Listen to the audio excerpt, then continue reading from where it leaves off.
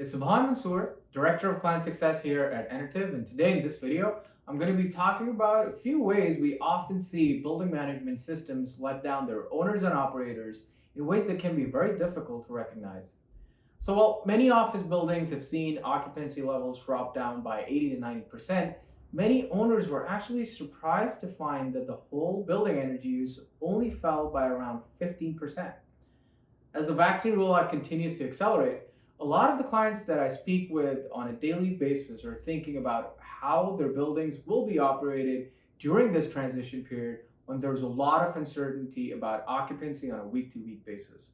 Now, it's hard to predict exactly what occupancy will look like in the spring, summer, and fall, but what we can expect for sure are that the occupancy patterns will be different than ever before. They will be shifting in the medium term and the long term as well. One straightforward option might be to invest in upgrading the controls and automation system so that it's smarter, but as we'll see that is often not the most cost-effective solution and can be actually quite expensive, and on top of it may not always solve the problem. For instance, without analytics constantly scrutinizing their building automation systems, there's a very decent likelihood that the controls themselves will be misprogrammed at some point during the year. We see it all the time, even in some of the best operated buildings in the country. Now, here's an example of an office tower shifting from its fall HVAC configuration or controls configuration to winter configurations. The short spikes are what the data should look like, which is an indication that the equipment is turning on and off on a regular schedule, which is how it should be. But instead, at the beginning of October, as you can see here, the equipment is accidentally turned on to run 24/7. Now, this issue was rectified and corrected on October 10th, only to be repeated 10 days later. Now, a point to note here is that this mistake was made twice in the process of a once-a-year transition, which ended up increasing the HVAC cost by roughly around 56% on a month-by-month basis, which translates to about $1 per square foot in operating expenses, which is obviously not trivial. Here's another example. Where a common mistake in programming led to all HVAC pumps being turned on simultaneously instead of simply shifting in a lead lag operation where one set of pump comes on while the other set of pumps is just on standby.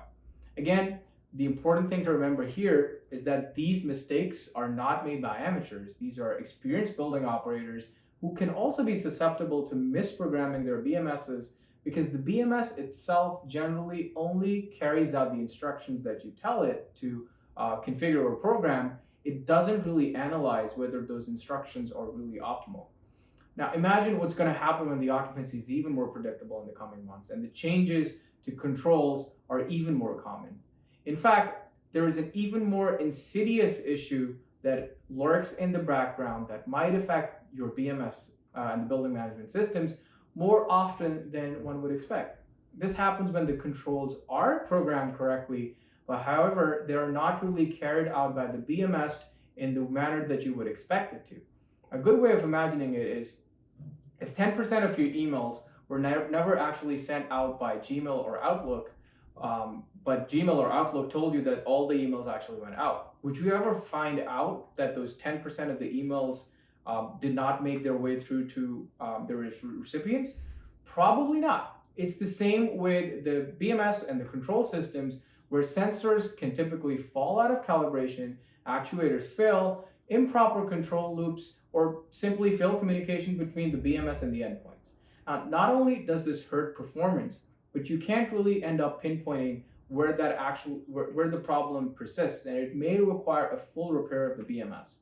Now, on the other hand, if you do have analytics and equipment monitoring in place, we helped one client bring down the cost of their BMS repair down from $300,000 to $29,000 by simply determining exactly where the problem was, because we just had that level of granularity and also insights into the endpoint and also what the actual configuration was programmed by the building on-site engineer. So in conclusion, the BMS is a powerful tool, no question about it, and it does help the building more flexible in terms of adapting to changing occupancy levels. But what owners can't really assume is that having one really fantastic BMS in place is the end of the story. Even modern systems need to be actively managed, analyzed, and adjusted on a day-to-day basis, and this will become even more important as the vaccine rollout continues and ESG performance increases in importance.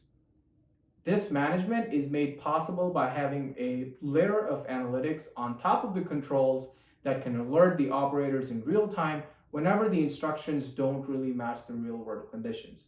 I hope this was informative and helpful to you. If you have any questions or want to learn more about Anativ, don't hesitate to reach out. My name is Subhan Mansoor again, and I'll see you next time.